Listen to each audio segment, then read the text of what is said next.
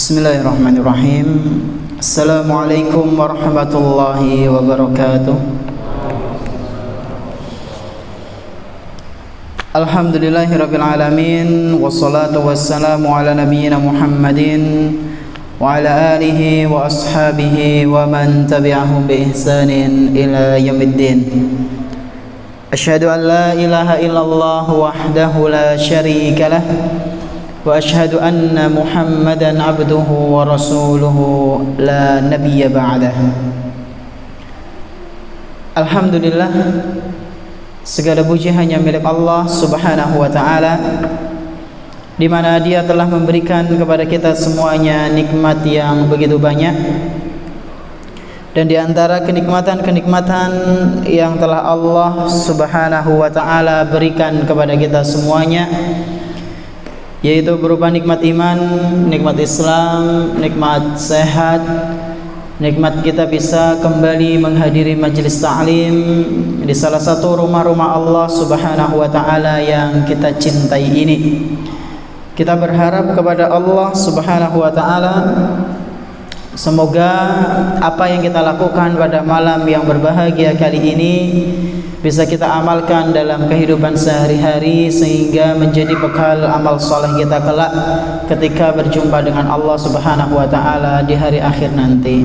Allahumma amin. Tak lupa pula salawat beserta salam semoga senantiasa tercurah limpahkan kepada Nabi kita yang tercinta, Nabi Muhammad sallallahu alaihi wasallam, beserta para keluarganya, para sahabatnya dan umatnya yang senantiasa mengikuti sunnah-sunnah beliau hingga hari akhir nanti. Jamaah salat maghrib Masjid Amani Al-Hashimi rahimani wa rahimakumullah. InsyaAllah pada kesempatan malam yang berbahagia kali ini kita akan melanjutkan pembahasan kitab Al-Arba'in An-Nawawiyah, salah satu karya tulis yang disusun oleh Al-Imam Yahya bin Sharaf An-Nawawi rahimahullahu ta'ala. Dan pada malam hari ini kita memasuki pembahasan hadis yang baru, yaitu hadis kepinten Pak Bu? 23. Ya, Masya Allah. Hadis yang ke-23 ini kami beri judul beberapa amalan penyempurna iman. Napa judulnya? Beberapa amalan penyempurna iman. Karena di dalam hadis ini sekurang-kurangnya ada sekitar 6 amalan, Pak Bu. Ada berapa? 6. Siapa yang sudah ngitung sebelumnya? Belum, nggih? Ada berapa? Ada 6. Jadi dalam hadis ini ada 6 amalan, yang mana apabila 6 amalan itu dikerjakan oleh seorang hamba, maka ini menunjukkan keimanannya itu luar biasa. Kenapa bisa dikatakan luar biasa? Karena 6 amalan ini sebagai penyempurna iman. Amalan-amalan apakah itu? Insya Allah akan kita bahas pada kesempatan malam yang berbahagia kali ini. Sebelum kita masuk ke pembahasan, kita dengarkan terlebih dahulu hadis tersebut. Tafadhal Iqra. Bismillahirrahmanirrahim. Alhamdulillahirabbil alamin. Wassallallahu ala nabiyyina Muhammadin wa ala alihi wa sahbihi wa man ihtada bi hudahu ila yaumiddin.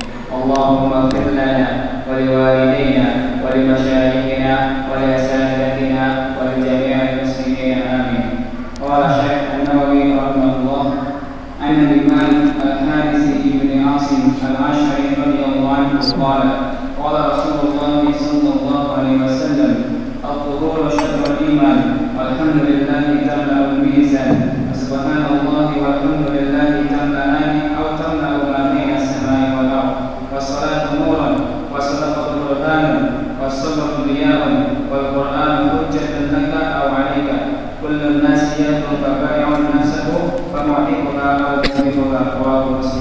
Baik, jazakallahu khairan. Hadis yang ke-23 ini dari Abu Malik.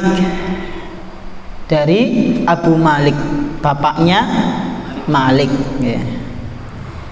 Dari Abu Malik Al-Haris bin Asim Al-Ash'ari. Dari Abu Malik Al-Haris, namanya sinten? Haris, Al-Haris bin Asim Al-Ash'ari. Nah, Ash'ari di sini maksudnya adalah kabilah, nggih. Salah satu kabilah yang ada di mana?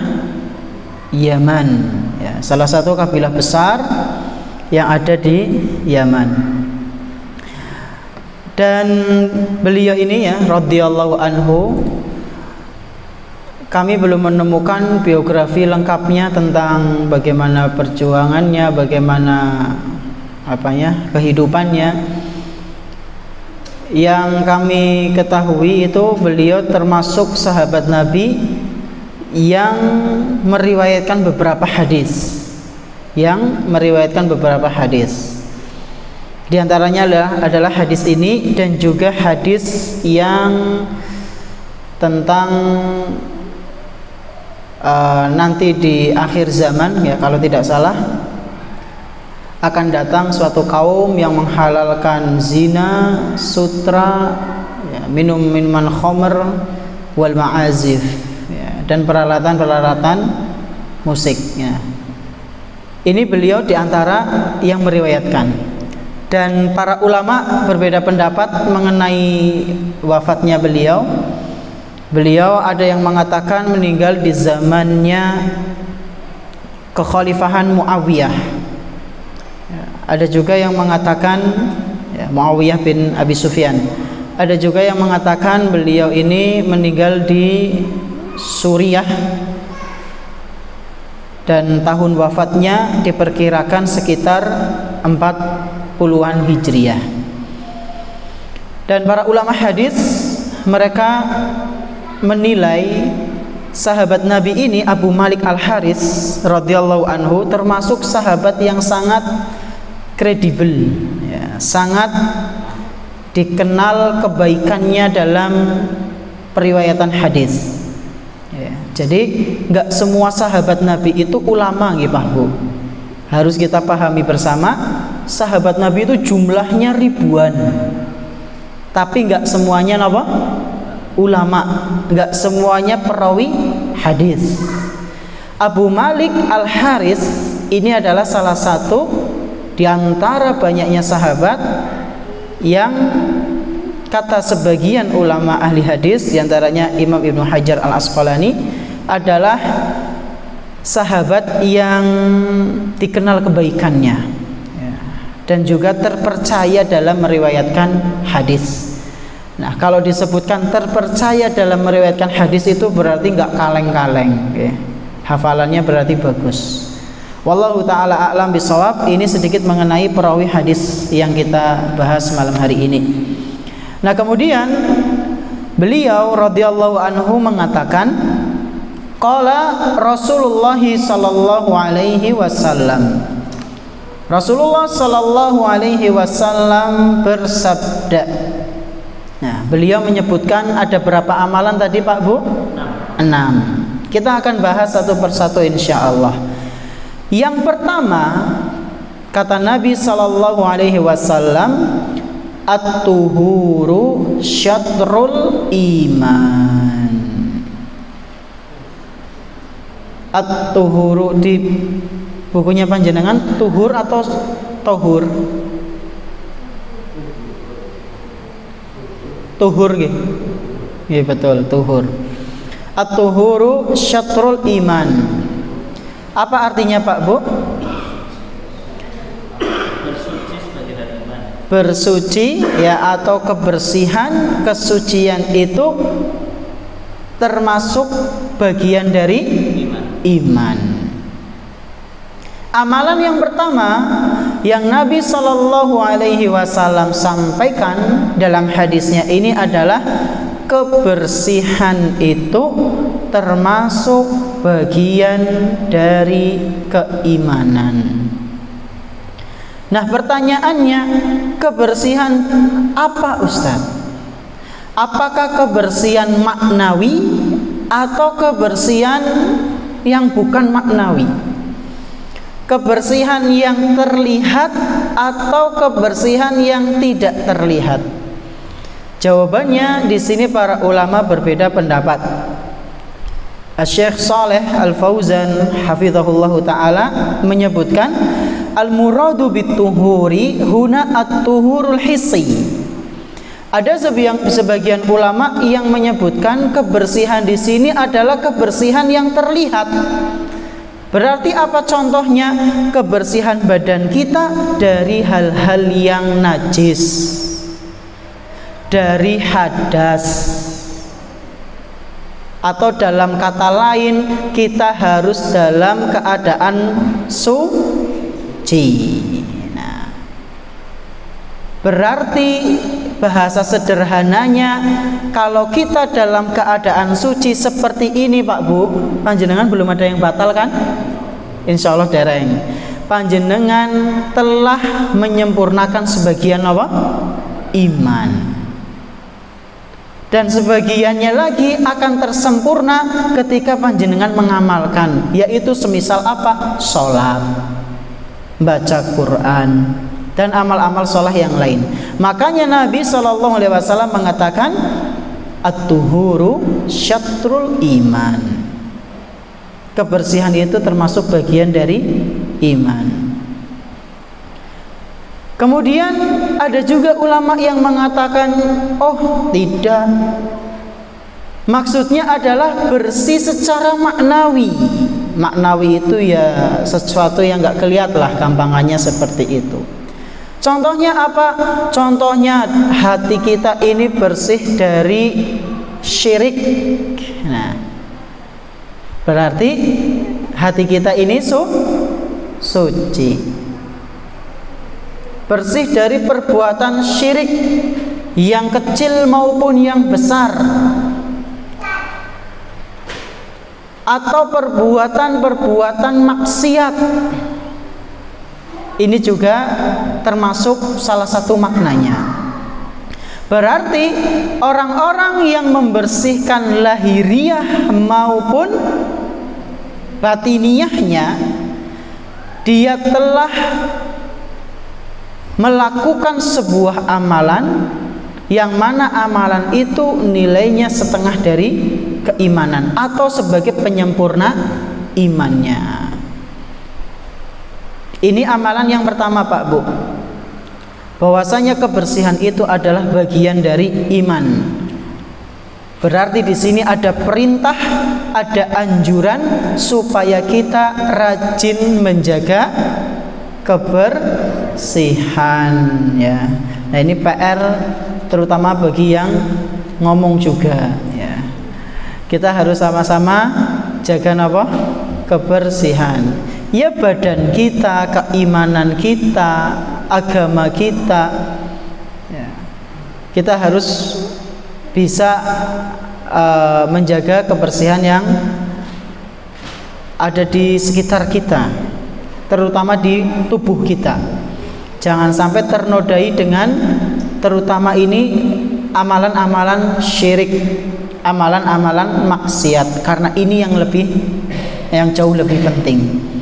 Inilah amalan yang pertama nggih Pak Bu, bahwasanya suci itu atau bersuci itu termasuk sebagian dari iman. Dan Allah Subhanahu wa taala mencintai orang-orang yang menyucikan dirinya Pak Bu. Dalam Al-Qur'an surat Al-Baqarah ayat 222, di situ Allah Subhanahu wa taala berfirman, innallaha yuhibbut tawwabina wa yuhibbul mutatahhirin. Sesungguhnya Allah Subhanahu wa taala mencintai hamba-hambanya yang senantiasa bertaubat dan senantiasa menyucikan dirinya. Ini yang pertama, tentang bersuci. Berarti amalan pertama penyempurna iman yaitu apa? Bersuci. Oke, panjenengan kalau Masya Allah ya suka kebersihan, berarti itu imannya Masya Allah. imannya sudah mendekati kesempurnaan yang bagus ya. Maka bersyukurlah kepada Allah Subhanahu wa taala. Kemudian yang kedua yaitu tentang amalan zikir. Yang pertama apa? Kesucian. Yang kedua amalan zikir. Zikir apa itu? Zikir berupa ucapan tahmid dan tasbih. Ucapan apa? Tahmid dan tasbih. Apa itu? Kata Nabi sallallahu alaihi wasallam, walhamdulillahi tamlaul mizan wa subhanallahi walhamdulillahi tamla'ani aw tamla'u ma bainas samai wal ard. Kata Nabi sallallahu alaihi wasallam, berzikir dengan mengucapkan alhamdulillah, berzikir dengan mengucapkan subhanallah, itu adalah dua zikir yang nanti di timbangan pada hari kiamat beratnya melebihi langit dan bumi. Masya Allah. Bayangkan Pak Bu, langit ada berapa lapis? 7. Bumi berapa lapis? 7. Kowe ditimbang kira-kira pinten ton? Ana ora timbangan sing mampu. Jebol timbangane. Nah, kata Nabi sallallahu alaihi wasallam, nanti di hari kiamat pahala orang yang mengucapkan subhanallah walhamdulillah, subhanallah walhamdulillah, itu pahalanya lebih besar Pak Bu daripada 7 langit dan 7 bumi. Sudah dipraktekkan belum? Sudah nembe napa? Ya, kalau sudah sebelumnya alhamdulillah, okay? Alhamdulillah. Ringan atau berat Pak Bu mengucapkan subhanallah alhamdulillah? Ringan. Tapi ternyata terkadang kita berat dalam praktek.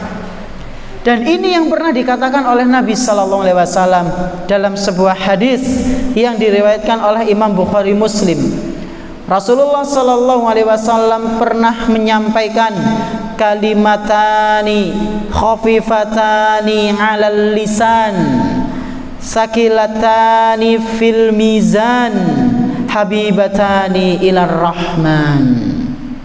Ada 2 kalimat yang begitu ringan di lisan, tapi kadang kita jarang mengucapkannya. Di lisan itu sangat ringan sekali Pak Bu.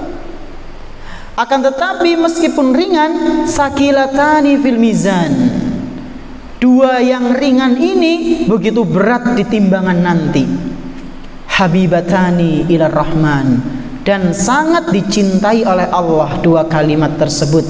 Apa itu?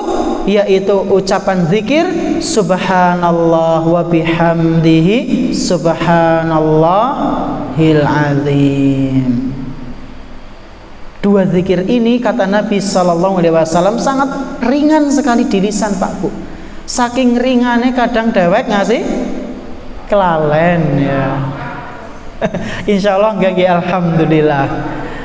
Yeah. Alhamdulillah Bu, kalau misalnya kita enggak lalai dari zikir itu. Misalnya kita sedang nunggu di mana, di warung atau dalam perjalanan, zikir. Yeah. Nunggu azan dan iqamat, zikir. Zikir apa Ustadz? Ya bebas. Di antaranya adalah ini. Berapa kali Ustadz? Akeh-akeh. Nggak ada apa batasan. Yang penting lisan kita itu senantiasa berzikir. Subhanallah wa bihamdih subhanallahil azim. Sama diresapi maknanya. Subhanallah wa bihamdih artinya apa? Maha suci Allah. Berarti Allah itu suci, nggak punya sifat-sifat yang tercela. Wa bihamdih, pujian itu segalanya hanya untuk Allah. Pujian itu semuanya hanya untuk Allah. Subhanallah bihamdih subhanallahil azim. Maha suci Allah yang maha agung. Berarti enggak ada yang lebih agung dari Allah. Allah lah yang paling agung. Kita ketika berzikir seperti itu sambil diresapi supaya bisa berefek dalam jiwa kita. Ini amalan yang keberapa Pak Bu? Kedua. Orang yang berzikir dengan zikir tahmid dan tasbih, maka dia akan mendapatkan pahala enggak sebesar nggih, berarti lebih besar daripada langit dan bumi. Akeh banget, Masya Allah. Ini amalan yang kedua. Lalu amalan yang ketiga, kata Nabi sallallahu alaihi wasallam, was-salatu nurun. Yang ketiga adalah amalan sholat. Ya, ini sering kali kita ulang-ulang. Yang ketiga adalah amalan sholat. Ini harus kita jaga. Kenapa sholat harus kita jaga? Karena kata Nabi sallallahu alaihi wasallam, sholat itu adalah nurun. Nur itu apa Pak Bu? Cahaya. Yang namanya cahaya itu menerangi. Jadi orang yang sholat itu akan diterangi oleh Allah Subhanahu wa ta'ala jalannya. Teng pundi niku? Dunia dan akhirat. Orang yang menjaga sholatnya 5 waktu, syukur-syukur dengan sholat sunnahnya, maka sama Allah Subhanahu wa ta'ala akan diberikan cahaya jalan penerangan di dunia dan akhirat. Di dunia berupa hidayah, di akhirat nanti berupa jalan yang lurus menuju surga Pak Bu. Ketika orang-orang munafik itu mereka gelap ya, di akhirat nanti nggak punya cahaya, orang-orang yang beriman mereka punya cahaya dari bekas sholat dan wudhu mereka. Kata Allah Subhanahu wa ta'ala di surat Al-Hadid, yauma taral mu'minina wal mu'minati yas'a nuruhum baina aydihim wa bi aymanihim. Dalam Al-Quran surat Al-Hadid ayat 12. Di situ Allah Subhanahu wa ta'ala menceritakan pada hari di mana engkau melihat orang-orang yang beriman, baik itu laki-laki maupun perempuan, mereka berjalan nanti di hari kiamat Pak Bu, dikelilingi dengan cahaya-cahaya. Masya Allah. Jadi di hari kiamat nanti mereka tidak kegelapan, dikelilingi oleh cahaya-cahaya yang ada di hadapan mereka, di kanan, kiri, depan, belakang. Kanu lampu apa ya Ustaz? Ya ora lampu maning niku ya. Jadi enggak bisa kita bayangkan nanti cahayanya bagaimana. Apakah cahayanya seperti ini? Wallahu a'lam. Yang jelas lebih terang ya. Dan ini selaras dengan apa yang disebutkan dalam hadis riwayat Imam Abu Dawud, dinilai sahih oleh Syekhul Albani. Rasulullah sallallahu alaihi wasallam pernah bersabda, "Basyiril masyaina fi dzulam ilal masajid bin nuri tami yaumal qiyamah." Kata Nabi sallallahu alaihi wasallam, berilah kabar gembira, basyiril masyain, berilah kabar gembira kepada orang-orang yang rela melangkahkan kakinya ke masjid-masjid meskipun dalam kegelapan malam. Panjenengan yang rajin ke masjid Pak, ibu-ibunya juga, tapi yang lebih diutamakan bapak-bapaknya, panjenengan yang Masya Allah rajin maghrib, isya, subuh, ketika lampu-lampu itu masih remang-remang, ketika masjid itu masih gelap, panjenengan datang ke masjid untuk mengumandangkan azan. Kata Nabi sallallahu alaihi wasallam, basyiril masyain, berilah kabar gembira bagi mereka yang melangkahkan kakinya ke masjid untuk apa? Salat. Kabar gembira apa? Kata Nabi sallallahu alaihi wasallam, bin nurit tammi, dengan cahaya yang sempurna yaumal qiyamah, nanti di hari kiamat. Yang menjanjikan sinten? Nabi Muhammad sallallahu alaihi wasallam. Kira-kira ngelombo napa mboten? Ya mboten. Wahyu dari Allah Subhanahu wa taala. Maka bergembiralah, berbahagialah kita yang semangat datang ke masjid, meskipun orang-orang ya sebagian dari mereka masih terlelap tidur, tersibukkan dengan dunianya. Kita diberikan hidayah, kita diberikan kemudahan oleh Allah, kaki kita masih bisa melangkah ke masjid. Maka benar, berbahagialah. Basyir, basyir itu artinya berbahagialah, berikanlah kabar gembira. Ya, inilah hadis yang diriwayatkan oleh Imam Abu Dawud dan dinilai sahih oleh Syekhul Albani. Ini amalan yang keberapa? Ketiga, yaitu salat. Kemudian amalan yang keempat, napa niku Pak Bu? Sedekah. As-sadaqah, kata Nabi sallallahu alaihi wasallam, was-sadaqatu burhanun. Sedekah itu adalah burhan. Burhan itu apa? Bukti. Maksudnya bagaimana? Para ulama kita menjelaskan, ya, ada di antara mereka yang berpendapat sedekah ini akan menjadi bukti. Bukti yang menjadi pelindung orang yang dulu sedekah di dunia. Jadi ketika nanti di hari kiamat, manusia itu kan dipertanggungjawabkan atas apa yang mereka lakukan. Di antaranya yang dipertanggungjawabkan di hadapan Allah itu adalah harta. Hartanya dapat dari mana, digunakan untuk apa. Ketika hamba ini ditanya seperti itu, hartaku untuk sedekah ya Allah, hartaku untuk masjid ya Allah, untuk pondok ya Allah, untuk membantu orang-orang yang membutuhkan ya Allah, untuk sedekah ya Allah. Maka ketika itu harta ini akan menjadi bukti datang membela orang yang dulu menyedekahkan hartanya. Ini diantara pendapat para ulama, sebagian diantaranya adalah Imam Ibnu Daqiq rahimahullahu ta'ala dalam syarahnya ya. Jadi sedekah itu menjadi bukti bahwasanya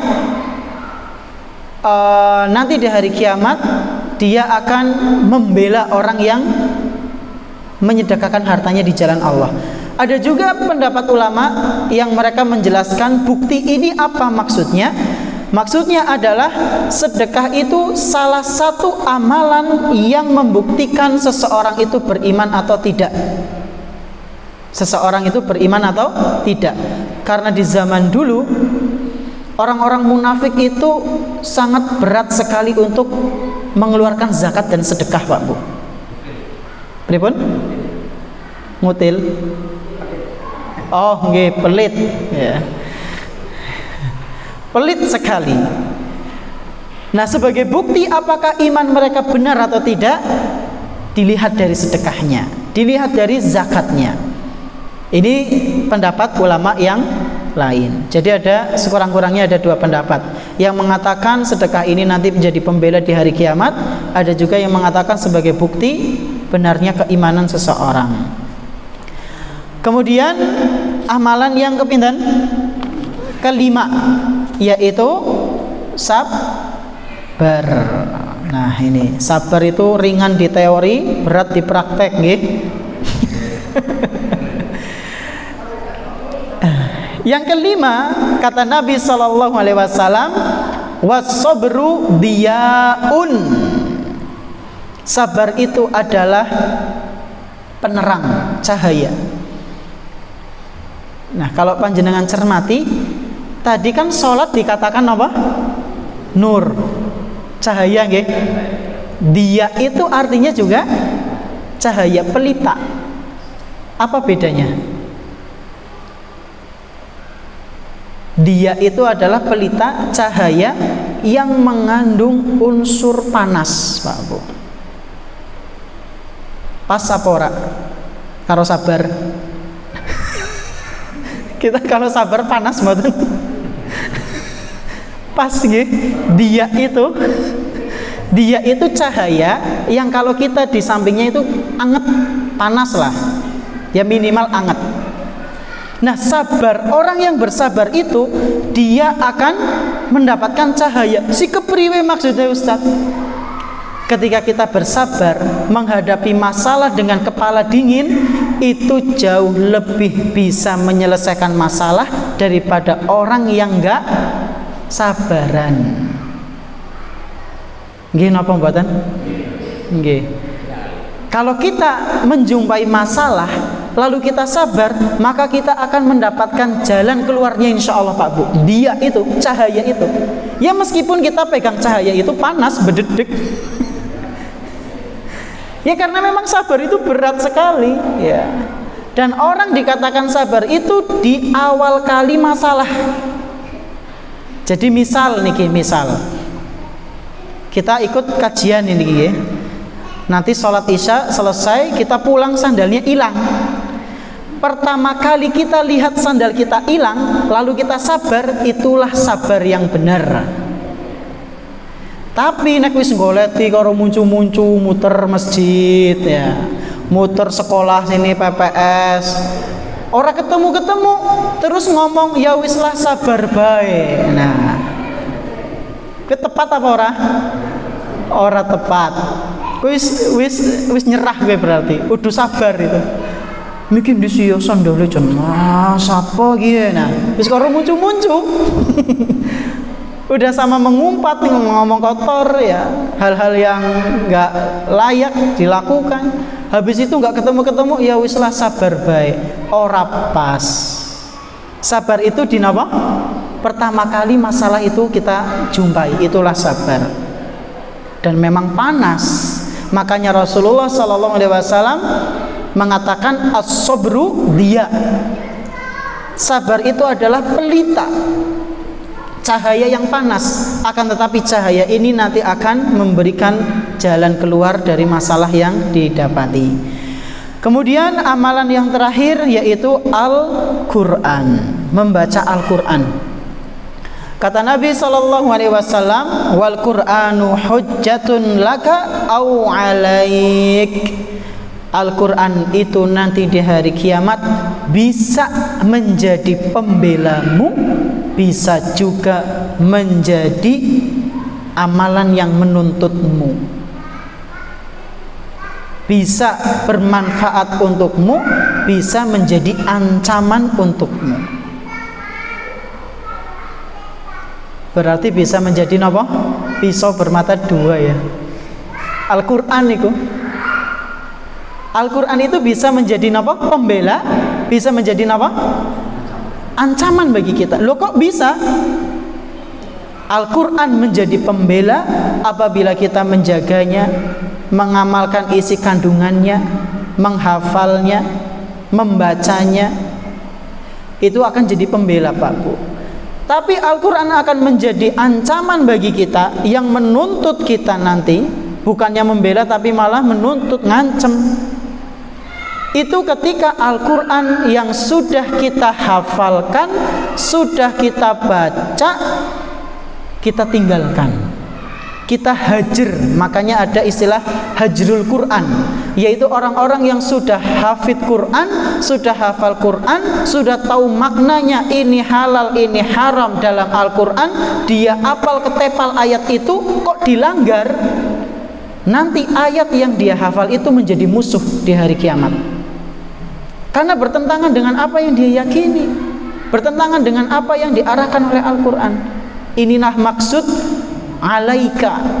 Al-Quran akan menjadi musuhmu nanti di hari kiamat ketika engkau tidak mengamalkan isi Al-Quran itu. Na'udzubillahi min dzalik. Inilah 6 amalan. Kemudian sama Nabi SAW ditutup dengan bersabda kullun nasi yaghdu fabai'un nafsahu famu'tikuha au mubikuha. Nah, manusia itu di setiap harinya ada di antara mereka yang menjual diri. Ya, manusia itu Pak Bu, semua manusia kata Nabi Sallallahu Alaihi Wasallam diumpamakan kita ini menjual diri kita Pak Bu. Kita menjual diri kita. Cuma bedanya ada yang menjual diri ke Allah, ada yang menjual diri ke setan. Siapakah mereka yang menjual dirinya ke Allah?